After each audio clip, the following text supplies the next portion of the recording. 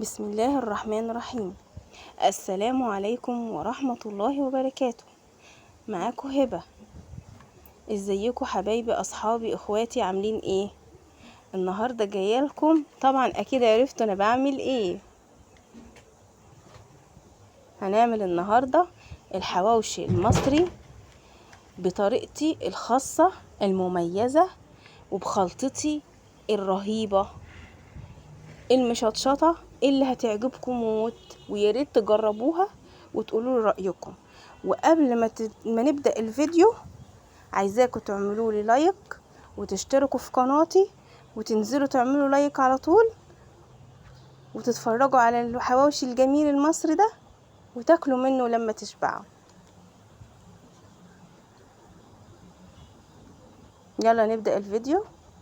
جبت الكبة، حطيت فيها بصلتين متخرطين، وقرن فلفل حار اخضر، وقرن ومعلقه هريسه الشطه، وعود كزبره خرطته. و هنشوف هنعمل ايه دلوقتي. وخرطتين جزرايه، خرطتين اتنين بس، طرنشتين اتنين. وهنضرب ده كله في الكبه. شوفوا هريسه الشطه مخليه كله احمر ازاي. هنضربه كويس في الكبه، وبعدين هقول لكم دلوقتي على الخلطه السريه بتاعتي بعمل فيها ايه.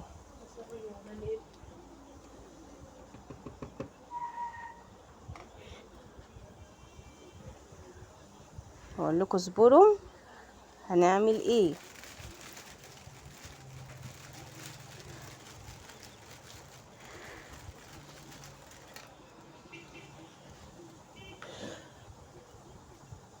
شفتوا طلعت لكم بايه؟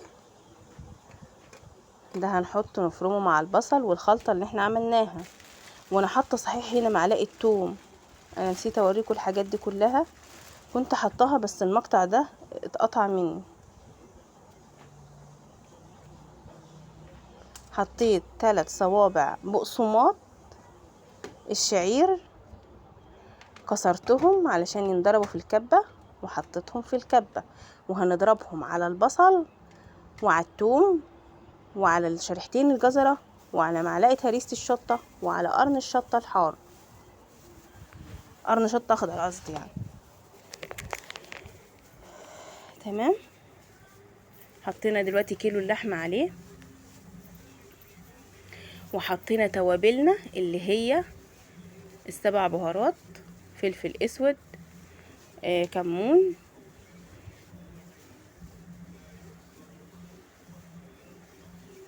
ملح، توابل الحواوشي، معلقة توابل الحواوشي،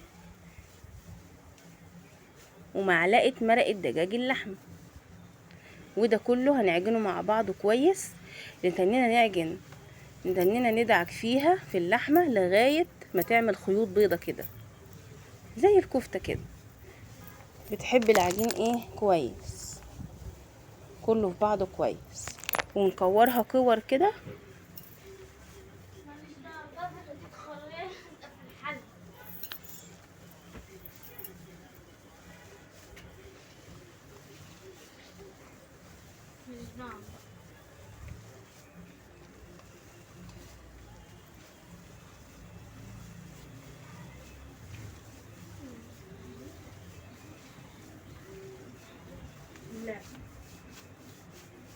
بنعجن فيها كويس.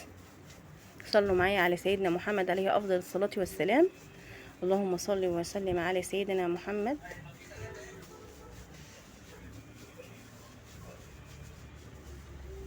بقول لكم اعملوا لي لايك، ما استاهلش يعني، احسن لايك.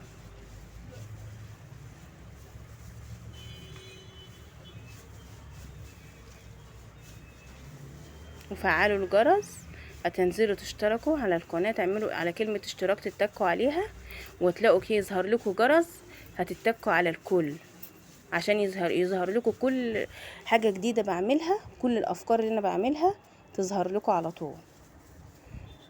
بوريكم العيش اللي انا هعمله، العيش البلدي الابيض بنفتحه ازاي. تمام كده. بفتحه كويس كده من على الحرف، بمشي على الحرف بالظبط وافتحه.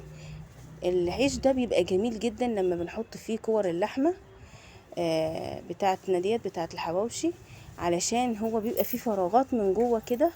الفراغات دي ما بتخليش اللحمه بتاعتنا تكشكش فيها وتبقى زي البرجر كده، لا ده بتتنيها مفروده بالرغيف، بتدويره الرغيف بحاله. وهو احنا هوريهولكم لما يستوي انا عملته ازاي. انا دلوقتي بعمله، وهعمله في الفرن، وهعمله في الجريل على البوتاجاز.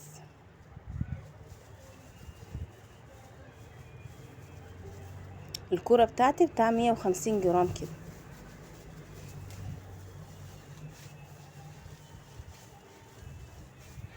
هعمل بقى العدد بتاعي، واعمل العيش بتاعي خلصه، وهوريكم انا بعمل فيه ايه بعد ما بحطه في الصينيه اللي هدخله الفرن بعمل فيه ايه، واللي هحطه في الجريل بردك بعمل فيه ايه.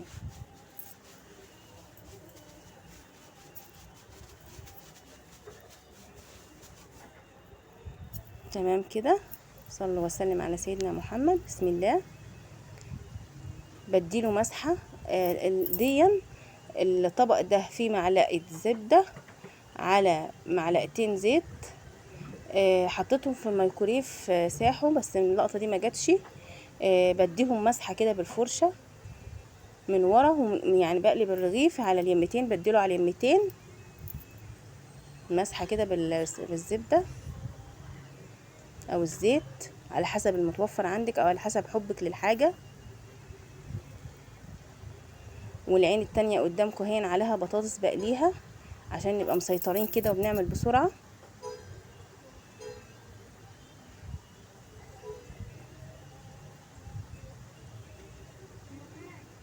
عشان النهارده صيام بقى، كل سنه وانتم طيبين،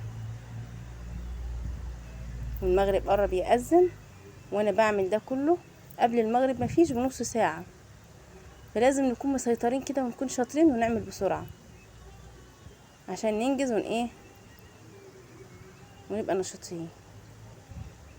مسحه في كل رغيف كده من قدامه ومن يمه الرده ويمه الوش.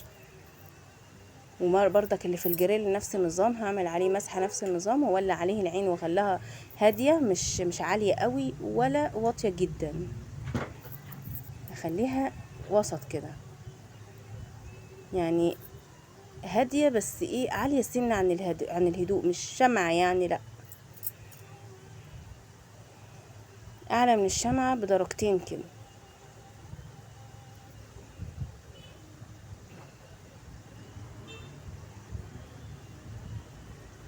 وهوريكم اللي في الجريل بعد ما يستوى، وهوريكم اللي في الفرن بعد ما يستوى. اللهم صل وسلم عليك يا محمد عليه افضل الصلاه والسلام. ده اللي في الفرن وده اللي في الجريل. ايه رايكم؟ ادوني رايكم وشجعوني ودعموني. بوريكم حوضي، خلصت مواعين وشطبت مطبخي.